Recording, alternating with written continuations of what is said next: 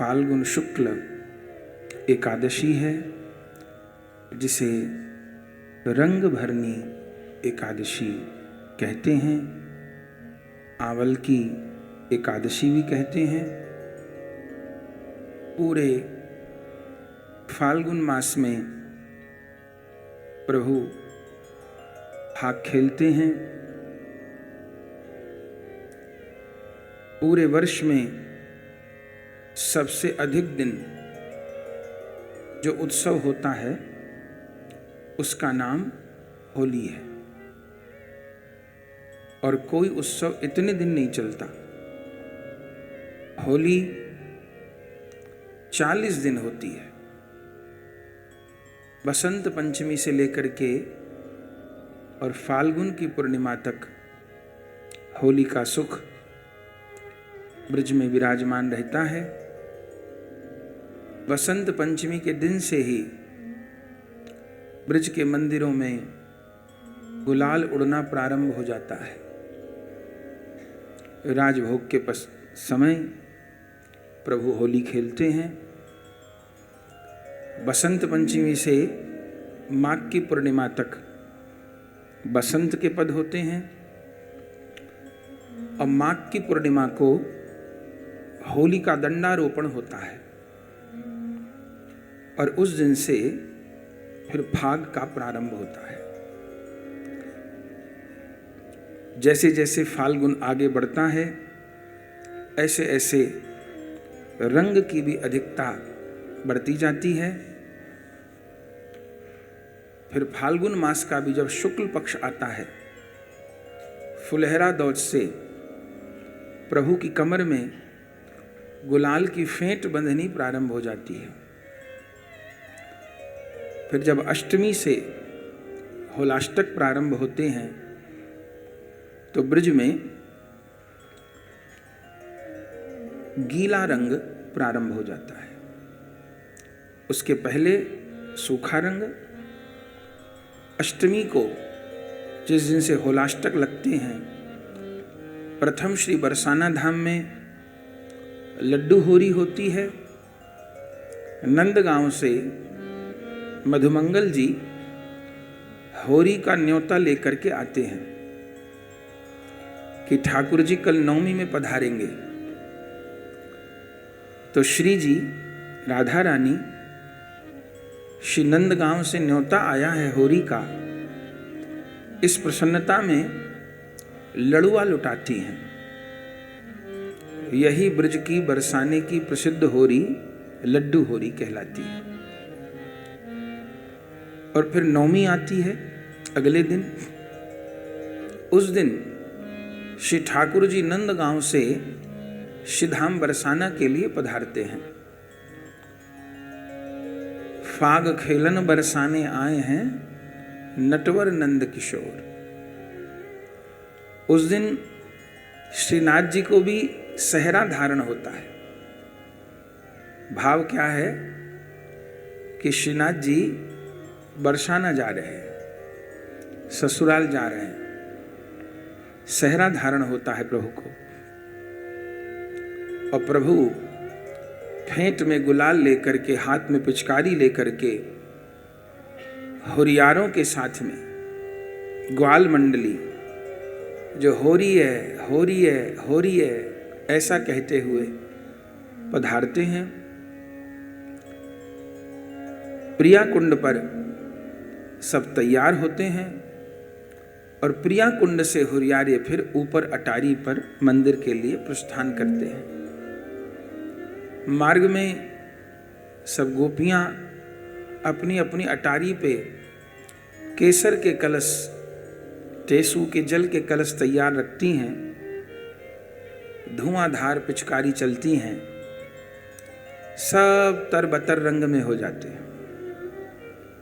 फिर ऊपर पधारते हैं।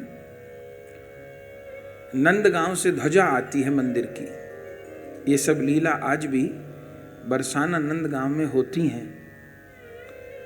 अभी तो बहुत भीड़ होती है, और जिन लोगों को ब्रज की रीति की समझ नहीं है वे भी आते हैं, तो वो मेला तो देख पाते हैं, लेकिन इस मेले के भीतर कौन रीति का निर्वाह हो रहा है, वहां तक दृष्टि कम ही लोगों की जाती है। नंदगांव से मंदिर की ध्वजा आती है आज भी बरसाना में। वो ध्वजा ठाकुर जी का प्रतीक है। उस ध्वजा पे पहले रंग लगता है, फिर वो ध्वजा श्री जी के मंदिर की परिक्रमा करती हैं, फिर मंदिर में समाज होती है।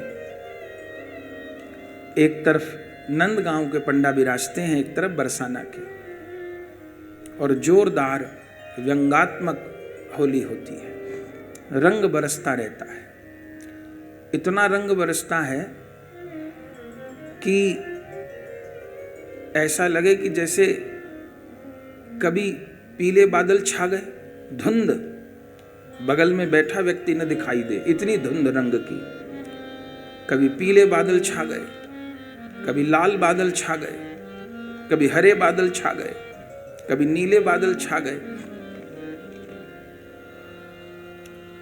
सूती कपड़े की पोटली होती है, ब्रजवासी ही जानते हैं उसको चलाना। अभी तो मशीनें आ गई हैं, 1-2 बरस से देखने में आती हैं, पर उसमें वो बात नहीं। उसको गुलाल की पोट कहते हैं। एक बड़ा सूती वस्त्र होता है, उसमें कोई 5 किलो गुलाल आ जाए, इतना बड़ा पोट होता है, और कैसे गांठ बांध के उसको आसमान में फेंका जाता है कि वो रंग ऐसे गिरेगा जैसे बादल छा गए हो आकाश में। घुटनों घुटनों तक मंदिर में कीच हो जाती है रंग की, टेसू की, केसर की। और फिर नीचे पधारते हैं हुरियारे, फिर लठा मार होरी होती है। असंख्य बरसाने की गोपियां और असंख्य नंदगांव के ग्वाल। रसिक लोग भावना करते हैं उन अनेकों गोपियों में कोई एक राधिका है, और उन असंख्य ग्वाल में कोई एक श्याम सुंदर है। अब जिसकी आंखें ढूंढ सके वो ढूंढ ले। जिन खोजा तिन पाइया गहरे सागर पैठ। लठामार होली होती है, फिर सब लोग दोबारा ऊपर मंदिर जाते हैं। राधा रानी की जय, महारानी की जय, बोलो बरसाने वारे की जय जय जय। ये नवमी का विधान है। दशमी के दिन नंदगांव में लठामार होली होती है। दशमी के दिन बरसाने के ग्वाल होते हैं, नंदगांव की गोपी होती है। बरसाने से ग्वाल जाते हैं और नंदगांव में ठाकुर जी के ऊपर मंदिर पे होली होती है, और फिर लठामार का दर्शन होता है। रंग भरी एकादशी वृंदावन में होली होती है। वृंदावन में एकादशी से लेकर के अब पूर्णिमा तक 5 दिन बिहारी जी, राधा वल्लभ जी, राधा रमण जी मंदिरों में धुआंधार पिचकारी चलती है। इतने बड़े बड़े पिचकारे कि 50-50 फुट तक दूर मार करे। पूरे मंदिर भीग जाते हैं रंगों से। पूरे ब्रज में रंग ही रंग। रंग भरी एकादशी को हाथी के ऊपर प्रिया प्रीतम की सवारी निकलती है, और प्रिया प्रीतम सब ब्रजवासियों पे रंग डालते हुए निकलते हैं। अभी तक पुराने ब्रजवासियों में मर्यादा है, जब तक प्रिया प्रीतम रंग डालते नहीं निकलते तब तक कोई किसी को रंग नहीं लगाता। पहले श्यामा श्याम रंग डालते निकलते हैं। सवारी निकलती है बाजार में, रंग डालते हुए निकलते हैं। सब ब्रजवासी दुकानदार बाहर खड़े रहते हैं, हम पर रंग पड़े, हम पे रंग पड़े। और फिर आज एकादशी से लेकर के पूर्णिमा पर्यंत होली लीला संपन्न होती है, और पूर्णिमा को जाकर के पूर्ण होती है गौर पूर्णिमा के साथ में, जब श्यामा श्याम रंग खेलते खेलते एक हो जाता है। और फिर दुल्हंडी को पड़वा, जिस दिन हम लोग रंग खेलते हैं, संसार में रंग होता है, उस दिन मंदिरों में रंग नहीं होता। ब्रज के मंदिरों में। उस दिन मंदिर धुल जाते हैं, ऐसे साफ हो जाते हैं मंदिर कि ठाकुर जी को कहीं गुलाल भी लगा दिखाई न दे जाए। क्यों? कि होली तो गई, भगवान को होली का विरह हो जाए कि होली चली गई। इतनी प्रिय है प्रभु को होली कि विरह हो जाए भगवान को, हाय होली चली गई। तो कहीं भी रंग न दिख जाए। और पड़वा को, जिसको दुल्हंडी कहते हैं, उस दिन फूल डोल होता है, बड़े बड़े सुंदर फूल डोल, उसमें प्रिया प्रीतम विराजते हैं। और उसकी भावना यह होती है कि 40 दिन होरी खेल के प्रभु थक गए, श्रम हो गया प्रभु को। तो कोई बहुत थका हो तो उसको झूले में बिठा करके और धीरे धीरे झुलाया जाए, मनचाही सामग्री आरोगाई जाए, तो श्रम शांत होगा, निवारण होगा, सुख मिलेगा। जैसे एक छोटा बालक अपने पिता से कार की चाबी ले ले, और पिता को जाना है, बच्चे से चाबी ले तो बच्चा रो रहा है, तो क्या किया जाए? बच्चे को रुलाना भी नहीं है और चाबी भी लेनी है, तो माँ बाप हाथ में चॉकलेट ले लेते हैं, टॉफी ले लेते हैं, वो उस बच्चे को देते हैं। और बच्चा जैसे उस चॉकलेट में टॉफी में मन लगाता है तो धीरे से चाबी खींच लेते हैं। चाबी भी ले ली और बच्चा रोया भी नहीं। तो अपने गोवर्धन नाथ तो प्रेम में इस प्रकार विभोर हैं कि होली चली गई, प्रभु को विरह हो जाए। अब प्रभु को दुख नहीं देना, सुख देना। अब होरी निकल गए, होरी थोड़ो खिलाते रहेंगे। तो निकुंज मंदिर में सखियां फूल डोल की रचना करती हैं, एक उत्सव से दूसरे उत्सव में ले आती हैं, और प्रभु उस रंग बिरंगे फूल के डोल को देखते हैं तो उसमें मन लगाते हैं और धीरे धीरे होली लीला से बाहर ले आती हैं। 5 दिन तक होली डोल होते रहते हैं।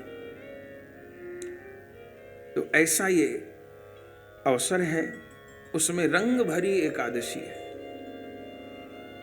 अष्टमी, नवमी, दशमी, इन 3 दिन श्यामा श्याम ने एक दूसरे को अपने रंग में रंग दिया है। राधा गोविंद अब अपना प्रेम रंग सब रसिकों पर, भक्तों पर डाल रहे हैं। तो हम पर भी प्रभु के प्रेम वाला गुलाल पड़े तो हम लोग धन्य हो जाएं।